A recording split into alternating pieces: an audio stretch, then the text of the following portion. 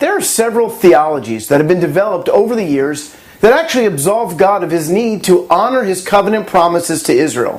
Fortunately, God is not bound by bad theology. The most ancient of these is replacement theology, the idea that the church is the new Israel, and all of God's promises to Israel in the Hebrew Scriptures are now to the church. Of course, the curses remain with the Jewish people for rejecting Yeshua. A new, shinier version is called fulfillment theology. In fulfillment theology, the church doesn't replace Israel. Instead, it teaches that all of the promises to Israel in the Old Covenant were already fulfilled in the life of Yeshua. That means, according to one of their top theologians, the promises of the land of Israel no longer refer to God honoring His covenant with ethnic Israel, but rather the church possessing the nations. The Holy Land is now the whole world and no longer the privilege of an ethnic few. It's an interesting theory, but simply not supported by the Scriptures in any way. While replacement theology and fulfillment theology may differ in some ways, they both have the same misguided root: confusion regarding God's plan for Israel.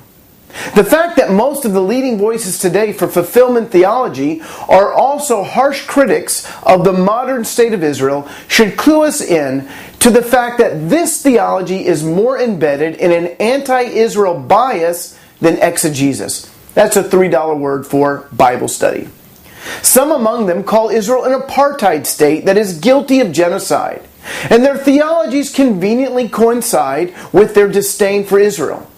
One of their leading voices recently wrote that those who help Israel in any way could soon find themselves standing on trial at a war crimes tribunal. That same one was a friend to the father of modern terrorism, Yasser Arafat, and he lectures against Israel in places like Iran. He once even called Messianic Jews in Israel an abomination. The justification for this theology goes something like this: if we're going to oppose Israel, then we're going to need a theology that permits it. After all, what do we do with all of those dang promises to the Jewish people? We know that God cannot possibly be with them, so clearly there must be a different meaning to all those verses. Now, of course, they would never express it like this, but I am convinced that at the root of fulfillment theology is an anti-Israel agenda. Replacement theology, while much older, is rooted less in an anti-Israel sentiment, but more in anti-Semitism. You see, in the 2nd century, Judaism was a very aggressive evangelical religion, actively seeking converts. After the Jewish apostles began to preach to the Gentiles, the Christian church grew rapidly, while still honoring her Jewish roots, well, at least in the beginning.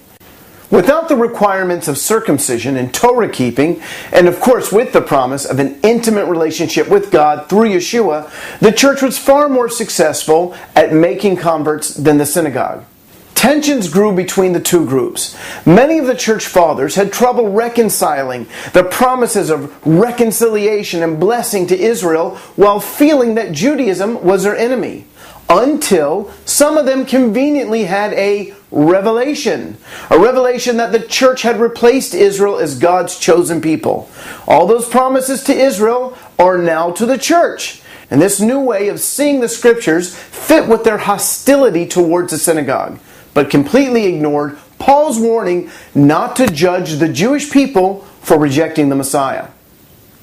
Some of the first church fathers to embrace a theology that one day Adolf Hitler would use to justify the genocide of 6 million Jews were Justin Martyr, who said to a Jew, "The Scriptures are ours, not yours."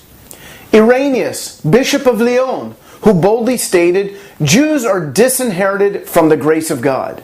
And Tertullian, in his essay brazenly entitled Against the Jews, announced that God had rejected the Jews in favor of the Christians. The greatest theologian of the church fathers, Augustine, said, "Jews deserve death, but were destined to wander the earth to witness the victory of the church over the synagogue." And John Chrysostom, considered one of the greatest preachers of the 4th century, proclaimed, "It is the duty of all Christians to hate the Jews." So we must ask ourselves, Has the church replaced Israel? Has God really rejected the Jews? Paul says, by no means. And the Hebrew Scriptures back him up. To Abraham, God said, I will establish my covenant as an everlasting covenant between me and you and your descendants after you for generations to come, to be your God and the God of your descendants after you. And the whole land of Canaan where you now reside as a foreigner, I will give to you as an everlasting possession. To you and your descendants after you, I will be their God. He confirmed this to Isaac. For to you and your descendants I will give you all these lands, and will confirm the oath I swore to your father Abraham.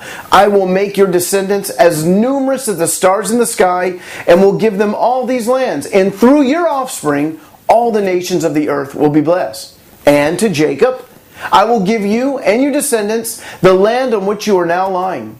Your descendants will be like the dust of the earth. All peoples on earth will be blessed through you and your offspring. I will bring you back to this land. Hundreds of years later, through Ezekiel, for I will take you, the Jewish people, out of the nations. I will gather you from all the countries and bring you back into your own land. Friends, that's happened. And through Jeremiah, God said, only if the heavens above can be measured and the foundations of the earth below be searched out, will I reject all the descendants of Israel because of all they have done, declares the Lord. So, we can choose to believe angry preachers who invented doctrines to disinherit the Jewish people, or we can agree with the Word of God that clearly says Gentiles don't replace Israel, but become co-heirs with Israel, sharing in the promise of Yeshua, the Messiah. I hope this video has been a blessing to you. To get my